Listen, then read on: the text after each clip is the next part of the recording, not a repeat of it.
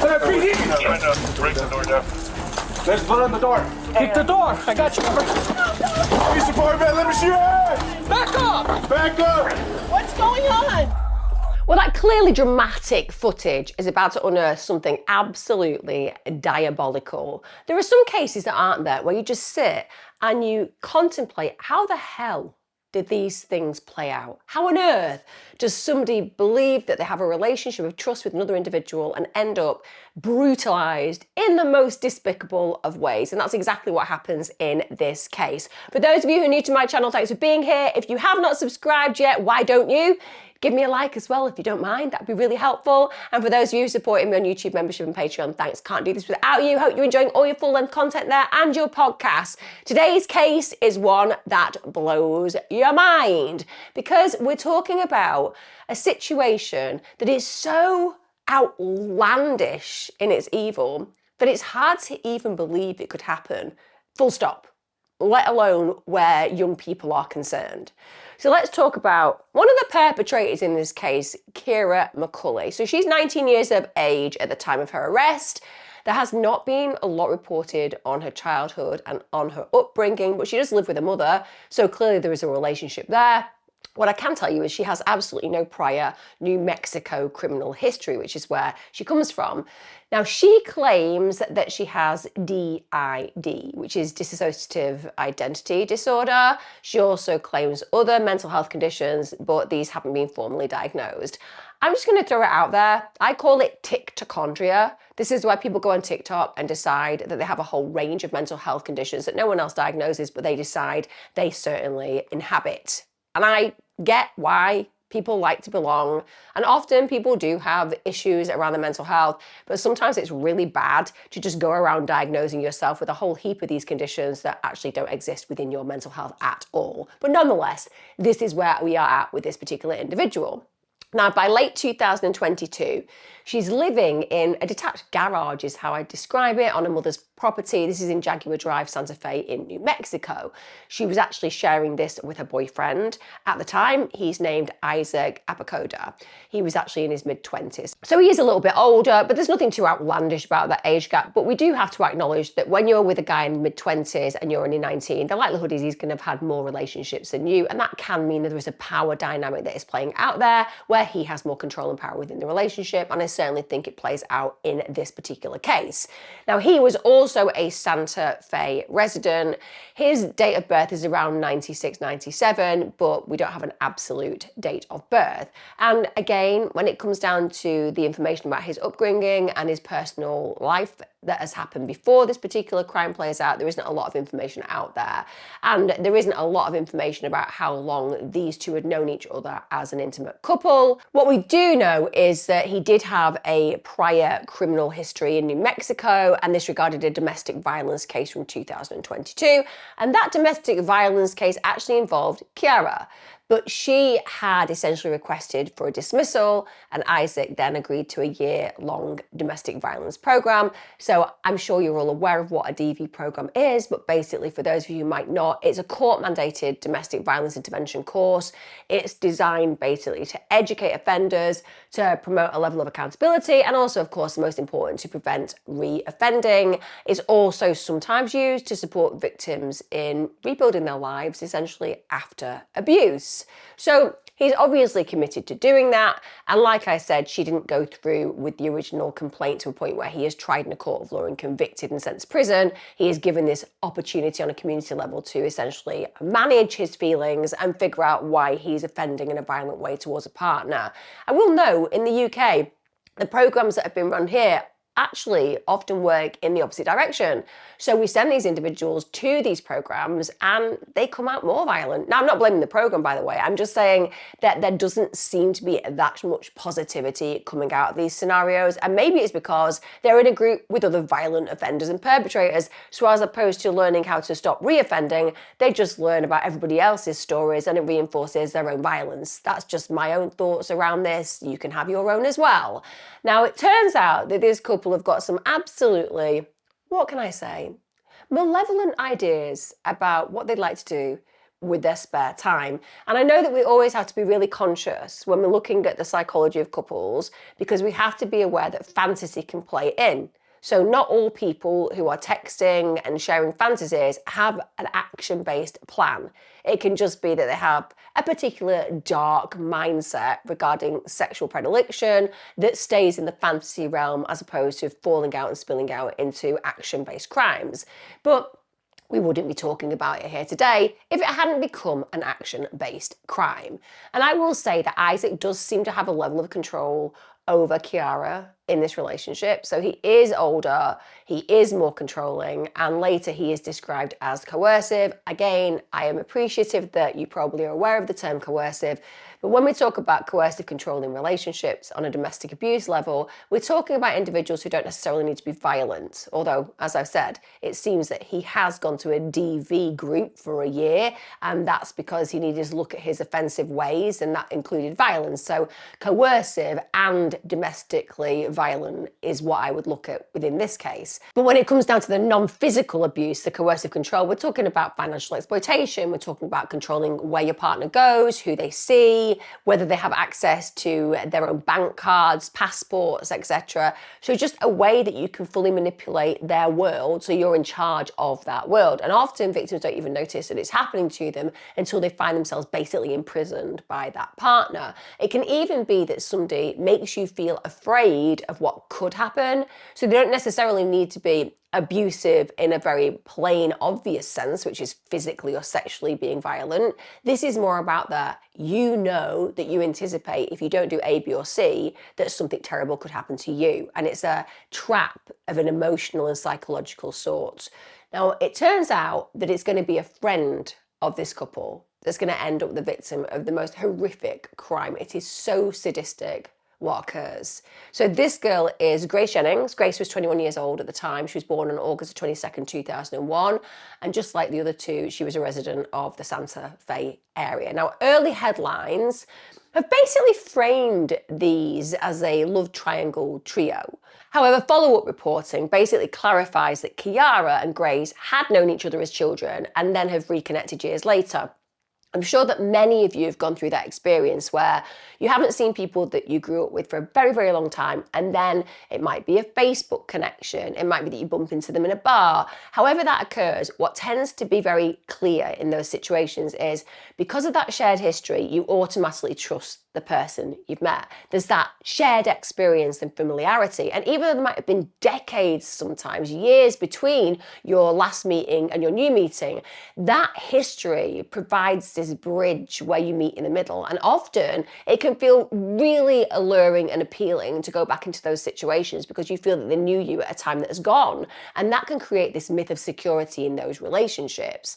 Now, Kiara does later down the line, by the way, describe her as an ex-girlfriend. So she does speak of them being close to some degree, and she also told the authorities that that particular young lady had come to visit her at her mother's property. Now, it's also noted that Grace was apparently said to have been romantically involved with both of the pair at some point. Now, I get that we all live in very liberal times these days, and what was once considered the typical relationship, such as a monogamous connection with two people, has changed, it's transitioned, and people live in polyamorous ways, for example, where they have multiple partners and they're very happy in those situations.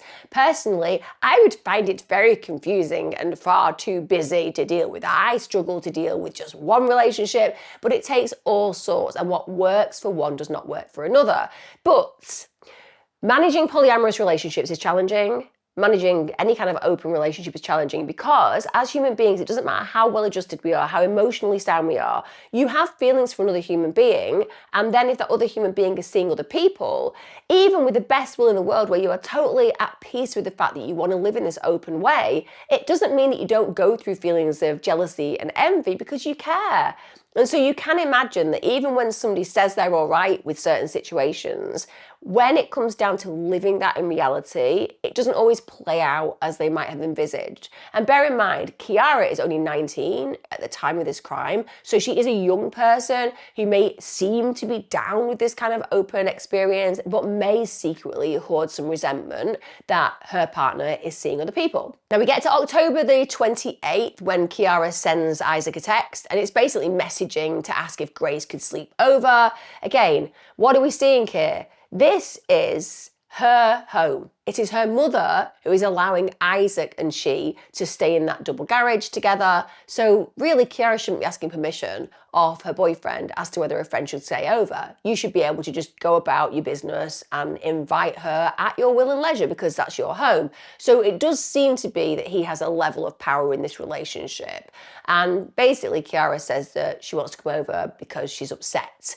So this then leads us to October the 29th, 2022, which is of course 2 days before Halloween. And what is this time of year known for? Well, it's kind of known for those pretty terrifying films and the associated witchcraft that plays around this particular time frame of year. And I'm not saying that that's some kind of motivator. I'm just saying there is a common feature there with the horror that's about to play out. So the police are called to Kiara's mother's home. And basically, the reason they turn up is they have been told that a woman has been stabbed to death in the garage. When the police arrive, they're obviously absolutely desperate to figure out whether this is real. They rush around the back of the house. They begin to kick down the door, but they don't need to because it's opened by, the only way I can describe it is a very surprised mum of Kiara. And she understandably is like, what's going on? She's totally shocked. She's totally unaware. She has no idea of what has played out in her home. Break the door down. There's blood on the door. Kick the door. I got you covered. Mr. Fireman, let me see your hands. Back up. Back up. What's going on? Who called? What? So someone was getting killed in here.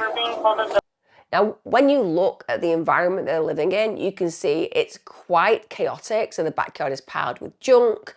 When they actually get to open the door of the garage, it's equally a very messy living space. It's really small, it's really cramped, there's literally mess everywhere. You can barely even see the floor, and I think that often speaks of somebody's mindset. When we see hoarders, and I know that a lot of people would find it difficult to see hoarders on the OCD spectrum, but it is a subsyndrome of OCD. So just as some people can be incredibly clean and very ritualistic in nature, so too can people who hoard things be individuals who are struggling with their mental health and have that kind of classification. Letting go of anything is just desperately hard for them. And I'm not saying that that's absolutely the case here, but I was saying that it's very unsanitary and you can't literally see the floor, which speaks of people who are not managing their mental health, emotional well-being, or ergonomics very effectively. And they notice there's just this bed in the centre, and it doesn't take them more than a moment to realise that there is in fact a dead body of a young woman in there. And also, she's basically decapitated. I mean, it's not complete, but that's the level of injury on her. She is literally almost being decapitated. Also, they notice that her ear has been chopped off, and there's consistent injuries with stabbing and cutting. They also harrowingly notice this really large bloody sword on the table near the bed. Now, bear in mind, Kiara McCulley is in the room at this moment in time. This is not a big space. They're not in a mansion. They've not had to rummage through cupboards to see the scene that's unfolded in front of them. But Kiara acts surprised as to why a dead girl is lay on the floor of her bedroom. Oh, how did that get there? I have no idea who that could possibly be. What a shock this is. I mean, it's ludicrous, isn't it? Also, the one thing that you really know is that she doesn't even look shocked. She doesn't cry. And I'm just going to throw it out there. Let's just play with the imagination for a moment where we suddenly realize there is a dead body in our room with us. We didn't notice it. The minute you do, you'll be like, oh my God, what has happened? And you'd be absolutely terrified. You'd be hysterical for the most part. But no, she's not shocked, doesn't cry, just kind of is like, oh, how did that get there? And the police immediately put her in handcuffs, detain her, and the reason that she said she didn't know that this poor girl has been slaughtered, and that is the only word that I can use, is she was in the shower at the time. I was in the shower. I mean, if we're not all taking showers regularly and then realising later down the line that we hadn't noted that somebody had been literally brutalised and killed and all but decapitated in the room next to us, I don't know what we're doing with our bath time. Now, the investigators obviously tape off the home. It's now a crime scene. And this is very bizarre for them because clearly they have the suspect immediately under arrest. But the question is how and why has this happened? After they've secured this scene, they then go to find the person who made the 911 call, which is very important because clearly they were aware of what had happened. Now, it turns out the person who made that call was Isaac Apodaca. This is, of course, Kiara's boyfriend. The police then handcuff him. They do tell him at this point that he isn't under arrest, he's just being detained. For now, bro, just because it looks like your girlfriend or whoever's in there is really injured. So for now, we're gonna put you under detention, okay, until we can figure this out. You're not under arrest. And he says, look, I walked into that garage and my girlfriend literally said to me really calmly, I just did it. Now, before we go any further, I think you'll probably all agree that that's quite a strange statement. I just did it. Because it suggests that there must be an awareness that she might have been contemplating doing this because she's speaking to him as if he knows, I just did it. As in, you know that thing that I said I was going to do? I've just done it. So that language itself is incriminating in nature. He also said that at this point he saw blood on her hands, and then of course he notices poor Grace, who's on the floor, either at that point mortally wounded or dead.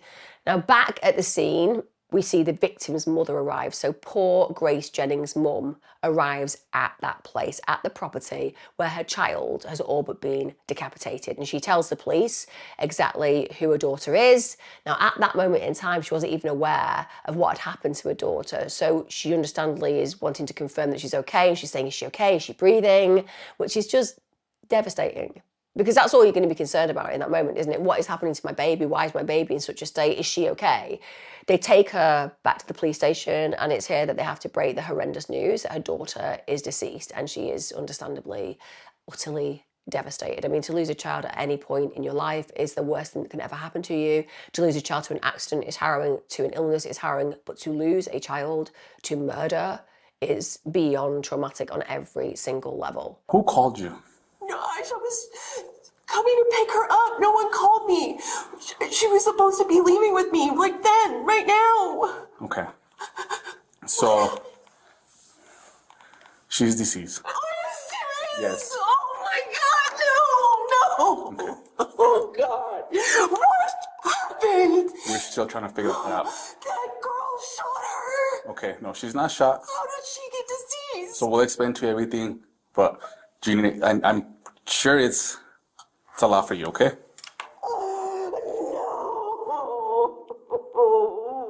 Now, as the police start to do their very thorough investigation, they actually interview Isaac first. And he basically tells them that he hadn't really got a lot of sleep the night before because it turns out that Kiara kept placing something sharp on his back. He also said that at that moment in time, Grace Jennings was with them in the garage. Apparently, he then leaves for a short time. It's always convenient, isn't it, when these individuals just leave I just left for a short time. It was the middle of the night. And I just thought to myself, I probably just need to go for a walk. Just happens to coincide with a brutal murder.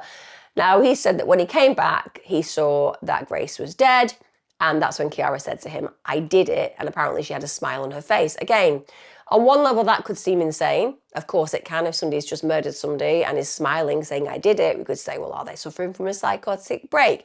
Is it because they genuinely feel happy because they've been planning this for a period of time? Or is it because they're just born evil? I mean, all those are possible, but it could also be, I did it. And I'm telling you, because you're going to positively stroke me for those actions, as in she's looking at him in that moment for validation, i.e. you knew I was going to do it, you probably didn't think I was going to go through with it, but I have gone through with it, I did it. Now, he apparently seemed quite shaken, and during his interview he tries to seem shaken, And I understand that you'd be very nervous when you're being questioned for such a serious crime and whether you've been implicated in that crime per se. But I also think that people know how to act in these situations, particularly if you're interested in this dark area. And I think he genuinely is interested in the true crime and dark area of murder, etc. So he probably knows what they expect and is going to do a performance.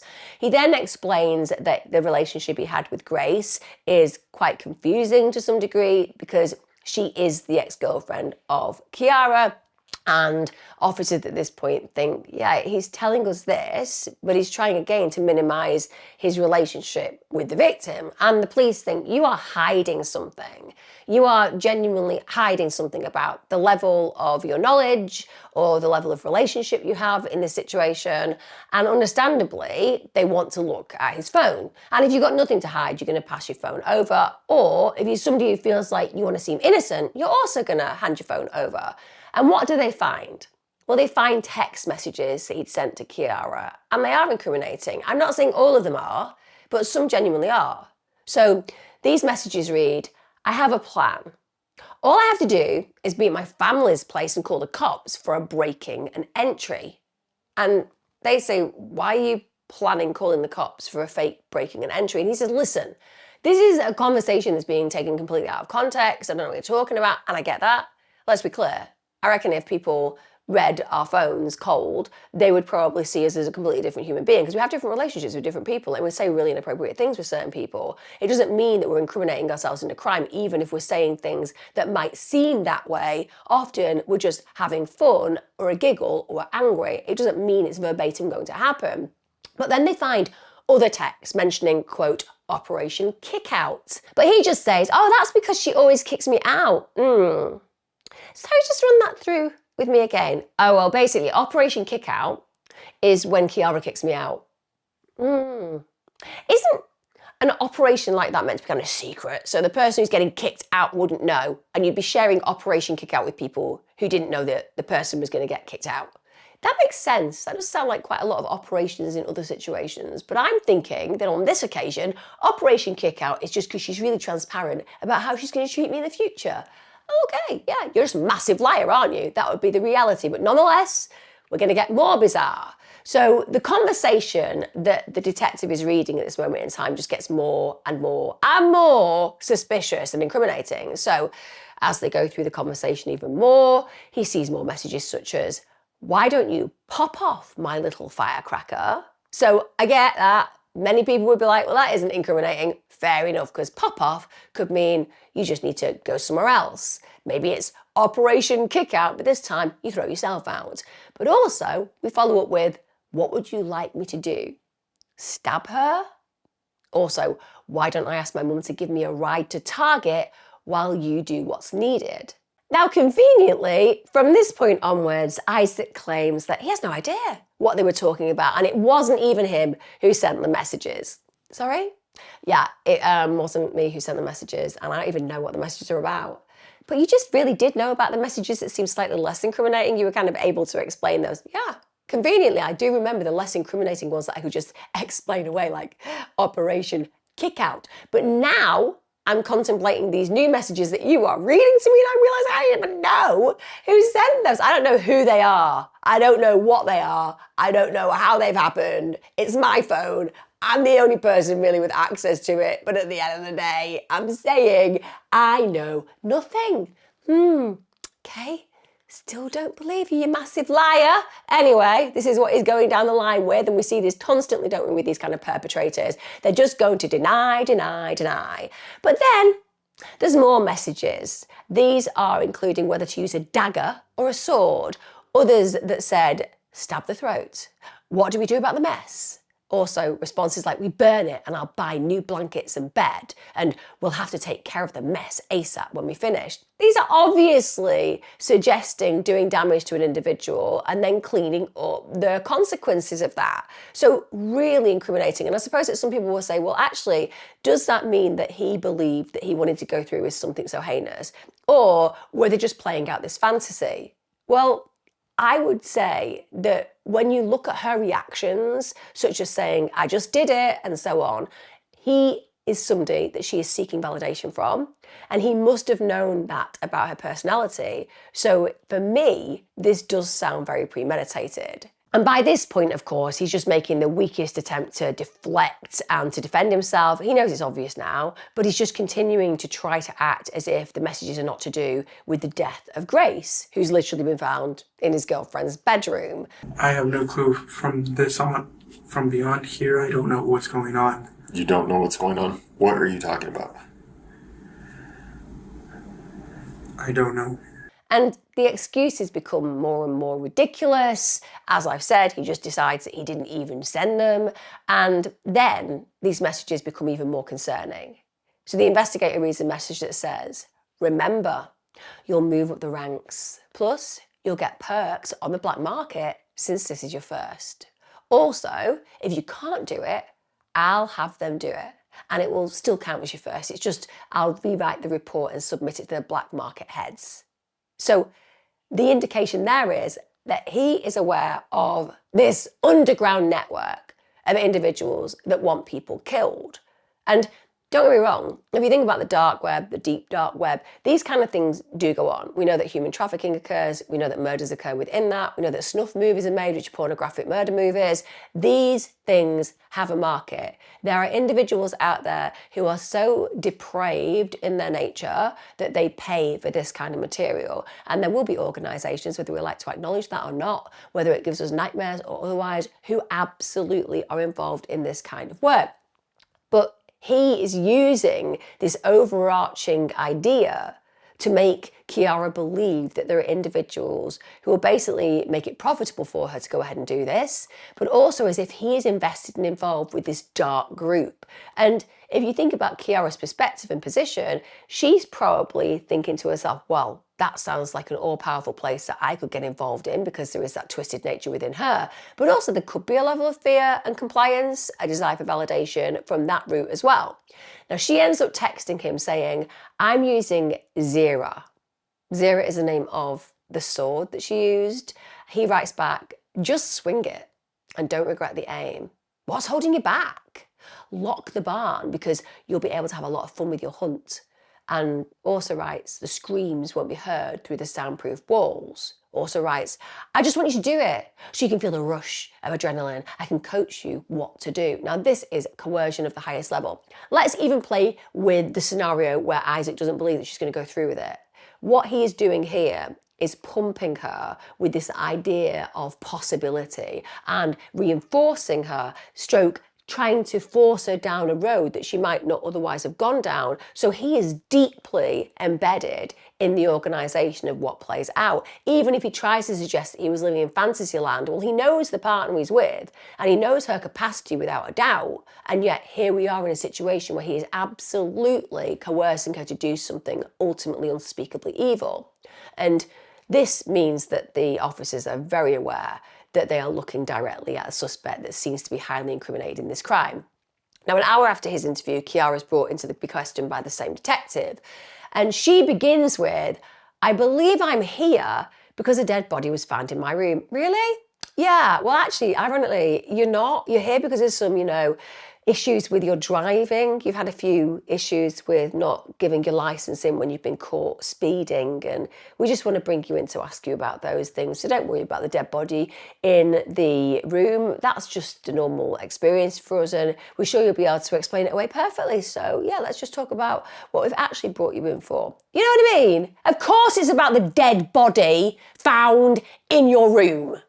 She then explains that the girl who was found there is her ex-girlfriend. Of course, that's Grace. Kiara then goes on to tell the detectives that she's got DID, dissociative identity disorder. If you want blocking memories from me again, God damn it. Sorry. Who are you talking to? My best guess is that I have DID, but I'm not 100% certain. Let me tell you, DID is hugely rare. Some experts don't even believe it exists, but people like myself do feel that people can be unaware of alters, and that's often due to terrible trauma in childhood. It's a protective mechanism where the brain basically creates these other identities so that you can manage the trauma that you experience by keeping the real self devoid of those memories to some degree, and they handle it for you. It is unbelievably rare, although if you go on TikTok, apparently not anymore. And that's because people identify with this disorder without actually fitting it whatsoever. In fact, there are whole networks of people with DID on TikTok who basically introduce you to all of their alters and even bring them on screen as if they're all mates. And that is so clinically outlandish in comparison to the reality that it is bizarre. But nonetheless, this is where we are today, where these kind of individuals feel it's important to garner an audience and do it by acting out these kind of alters as if they are genuinely on screen as some kind of sitcom or soap opera. And yes, I am saying that the vast majority of those are making it up because, like I say, it is incredibly rare. And no, that is not disrespectful. What is disrespectful is pretending you have a DID, which is an absolutely devastating, life-limiting, traumatic disorder that can take years, if never in fact, to heal. So even when we do years of therapy trying to reintegrate the cells, often people do never find the way forward in that respect because it is so challenging to actually manage. So she's saying that she has DID. She's also saying that multiple different personalities come out, and one of these is called Abby. Another is Jinx, who apparently gets mad when people use a real name. Shh, don't use the name Jinx. Didn't you just use the name? Yes, I did. But Jinx gets mad. Don't use the name then if Jinx is going to get mad. Jinx is getting mad. Stop using the name. Anyway, this is what she's doing and saying. And she also says, and Jess, who she claims to have not seen come out in a long time. Isn't it convenient? This person has been murdered and now she's claiming to know all of her alters and when they arrive and who they are, and there's a girl dead in the garage. Was it really you or was it one of your alters? You can see the way that she's going to use this to try to manipulate that kind of outcome. Now, she then makes a really odd statement where she asks the detective if Grace is dead and then says that she actually does hope she is dead, quote, because one part of her hates her guts, but the other part of her wants to see her get better. Doesn't make a lot of sense, but tends to suggest that she was 100% aware of what had happened and also is pretty hopeful that she'd gone through with the crime that she decided she was going to do. She also alleges that one of the motivations behind the kill was because Grace had witnessed her be sexually assaulted years ago and also had a video of it happening, and that was one of the reasons that she wanted her dead. Just going to throw it out there.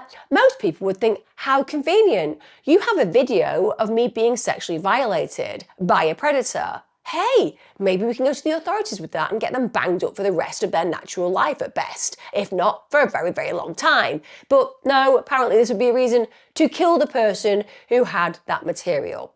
She then alleges that the reason this had happened was that Isaac had invited Grace over that night without telling her. And going back to what I was saying about polyamorous relationships and jealousy that can occur, not always, but can, she said that made her angry. She apparently went out for a walk. Later she came back. Then she also starts to talk about the fact that she had issues with her hands because they were hurting in the interview. Now, the detective at that point looks at her hands and sees that there are plasters over cuts on her hands, and she says, the reason that I've cut my hand is because I dropped and caught a knife. So again, she's indicating that she was holding a knife or a sword during this time, and we know what happened in that time. A woman was murdered horribly, almost decapitated. But she also then goes on to say that she had a bit of a foggy memory of the morning. Foggy memory of the morning. Oh, that's a bit convenient because Isaac's got a bit of a foggy memory when it comes down to text messages that he sent you. Yes, these things do happen. It's also a foggy memory about the fact that apparently somebody was found dead where we were living, and I have no recollection of that either. You know, how convenient, these foggy memories. But she said, what I do remember is that Grace brought her 2 cats over to her bedroom. Now, that does make sense with respect because Isaac's shirt was literally covered in animal hair when they arrested him. Then she goes on to admit to the detectives that she, quote, never planned to kill Grace, but she has written stories about it. So I didn't plan on murdering my friend. Yeah, I did write quite a lot of detailed stories about killing her and how I do that. But I didn't actually plan on doing it. It's just that, like, you did do it. Yeah, I know, but I'm just saying I did write as if I was going to do it and that I planned to do it and how I'd do it. But I didn't actually plan to do it, even though I did write how to do it and that I wanted to do it. And then you did it. And then I did it, yeah. But apart from that, I didn't actually plan to do it. Again, we see this with killers a great deal. We see people just so locked into the fixation with murder that they can't help themselves. They are compelled to write these things down. She also said that she'd had dreams where she'd killed a friend, where she tortured a friend. In some dreams, she wanted her gone. In some dreams, she'd also created torture devices out of sex toys, like razor blades on dildos with apparent lemon juice poured over. I mean, who has these thoughts? Sorry. Who has these thoughts? I appreciate that when we are looking at Kiara, there is certainly something going on for her on a mental health level. And that is not to bring in people with mental health levels at all into this particular scene. I am not saying that people who are mentally unwell or have mental health issues are ever going to do or think or be like this. I'm saying that you can have a mental health condition and also be a sexual sadist. Who thinks of razor blades on dildos with lemon juice poured over? There is so much thought going in to this actual mindset that's been created. There is so much pumping of this fantasy, it's grotesque. Now, when she was asked about the messages that he'd seen when he was looking at Isaac's phone, she says that Isaac is in charge of an organisation called Ghosts. Apparently it's an underground version of, quote, cops. Just going to throw it out there. I'm not sure that the police are going to be very happy with you suggesting that murdering innocent people is aligned with what they do. And allegedly, these ghosts get rid of people who participate in sex crimes or hurt children, which Grace had nothing to do with, so that makes no sense whatsoever. But again, what is Isaac trying to put across to Kiara in this moment? He's trying to say, whenever he's told her about these things, oh, yeah, these people are going around doing horrible things, deplorable things to these individuals, but it doesn't matter because they're paedophiles or they're rapists. So the justification is there is a moral killing there, even though, of course, that would be highly immoral. That's why we have a legal system. Now, she even went ahead and showed a mark on her wrist that Isaac had given her, which allegedly made her part of the organisation. Kiara obviously hasn't thought to herself, well, you know, Isaac, now I'm part of this organisation, I've got my branding, am I going to meet your friends?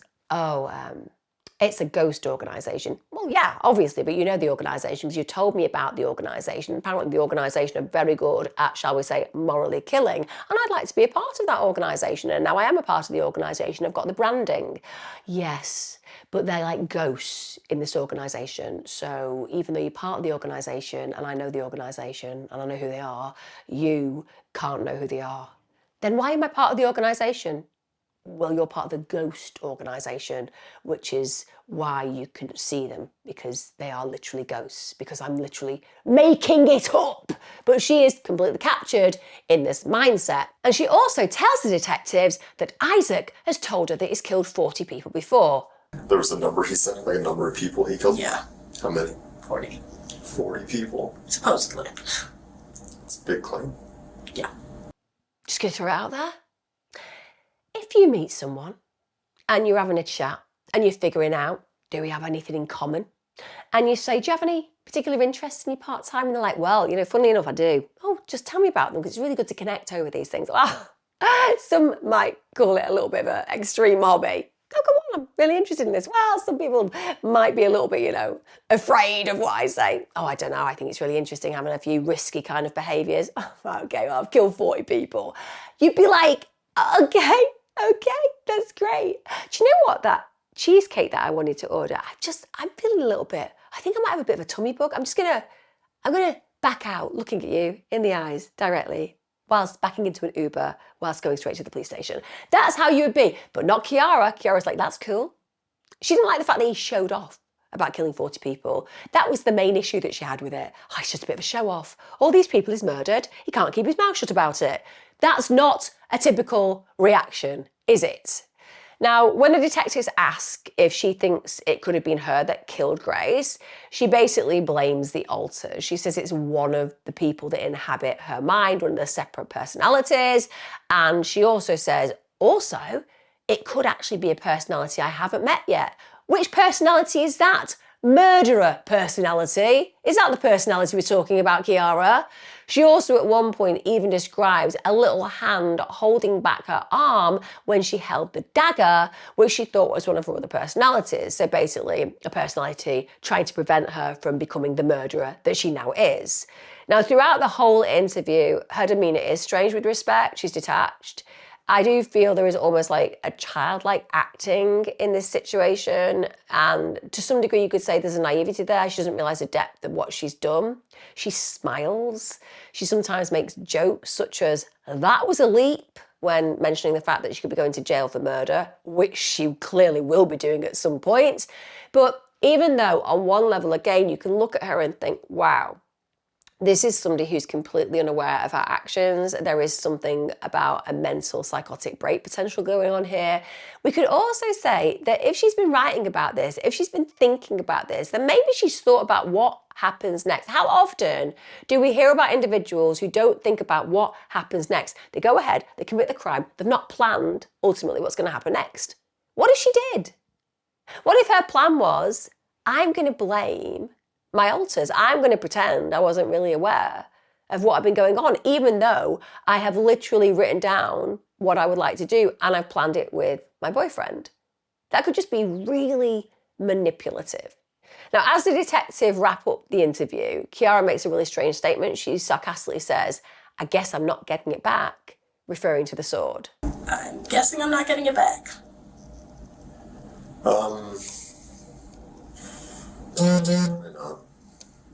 We have to collect it as evidence. It was $200. Damn, where'd you get it from? Amazon. Amazon. Sorry, what's that? I guess I'm not getting it back. Oh, what do you want? I want my sword back.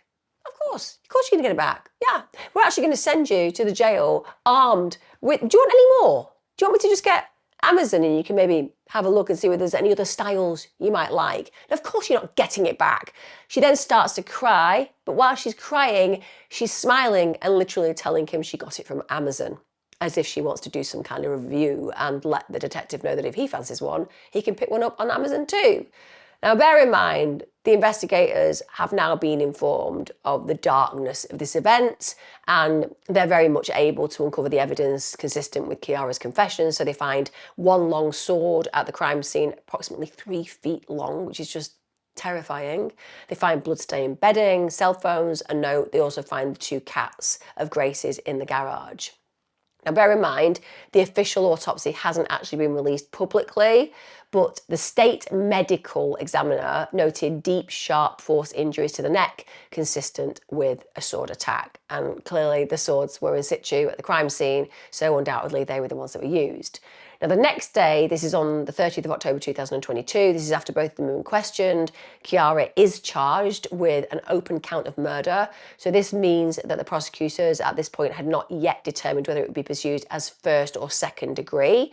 She was also charged with conspiracy to commit first degree murder and tampering with evidence. Isaac was also charged with an open count of murder, also with conspiracy to commit first degree murder. Now, in these motions, the prosecutors have trawled through social media. They've also digitally analysed the text messages between Kiara and Isaac, and they essentially paint Isaac as the manipulative puppet master who pushed Kiara to kill Grace with a sword that's about 3 feet in length. District Attorney Kent Walquist presented additional messages as well that had been found after further investigation, and there were pages of submitted evidence that he said shows Isaac pushed Kiara to kill Jennings. Now, with respect, I don't think anyone can actually push somebody to kill anyone. I think you can push someone to go through with a plan that they've thought about themselves. Of course, you can 100% encourage them, but the idea that you're the main puppet master, I don't buy into that at all. Now, those messages, they included instructions on which weapon to use, how to use it, also how they both clean up using hydrogen peroxide. So they've really planned how they're going to do it and also how they're going to get away with it. And the prosecution actually argued that the exchange indicated Kiara had been having second thoughts about this alleged plan to kill Grace. So the judge said, there's many times where Kiara McCulley is asking him to remind her why she's supposed to do this. I think that he's definitely described how she's supposed to be killed, But Isaac's attorney, Kelly Golightly, didn't dispute the state's case, to be fair, and actually did concede that there was likely enough evidence to show probable cause, but not necessarily guilt. So she says, obviously, we have very strong opinions about defense, but I know that today we are looking at probable cause, and with the information that you have been given, I would prefer to keep our strategy to ourselves, and we will agree that the court would most likely find probable cause in this matter. So basically, his defense are saying, listen, we appreciate that you at this hearing are going to think that there is probable cause for these charges. However, we feel that we'll be able to prove that whilst there is some level of responsibility potentially where the client is concerned, i.e. Isaac, we don't agree that when it comes to proper trial, he will be found guilty of the charges levied at him. And the prosecution also argued that testimony from Kiara's mother, that apparently Kiara took a shower just before the police arrived, was enough to show that she was trying to dispose of the evidence because she was presumably covered in blood. But the judge noted the use of the word presumably, and said there was not enough evidence to show that she was attempting to hide anything by taking a shower. So the arguments seem to be that he is being seen as this puppet master who's made Kiara do these things, even though she was having some kind of second thoughts. And also the defense are saying, well, you know, we don't necessarily agree with that because we feel that, yes, he was doing and saying certain things, but maybe he didn't really believe she was going to go through with it.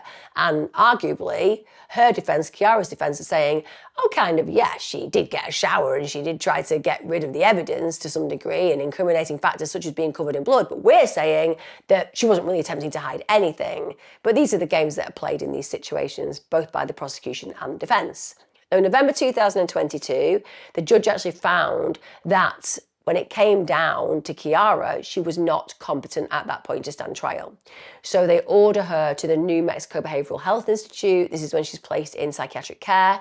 And the premise of that is to wait to determine on whether she's fit to actually stand trial. Now, court records haven't disclosed the specifics of why she could not stand trial at that point, but I think just from the interviews themselves, she seems to be suggesting that she's got DID and that maybe she was unaware of exactly how the crime played out, and maybe there are other issues going on, such as things that need to be classified before she is seen as competent, and they need to do that. So even if she's fully competent at that moment in time, because she's exhibiting these kind of traits and these kind of experiences, they need to go out and actually get people who are expert in this area to confirm or deny it. Now, on December the 2nd, 2022, this is while she is in the psychiatric facility, the judge ended up having to restrict Kiara's phone contact with her mother when she's detained. Now, the reason for this is the district attorney had told the judge that the institute had been allowing her to have phone conversations with her mother. And they say you can't have this happen because her mother is a witness in the case. And I do appreciate that. When you have a witness in the case, it can be seen as contaminating the evidence. It can be seen as giving information to a witness that then could be used in court that shouldn't be used. And this can mean that that witness becomes unsafe. And you don't want that when you have such a serious case.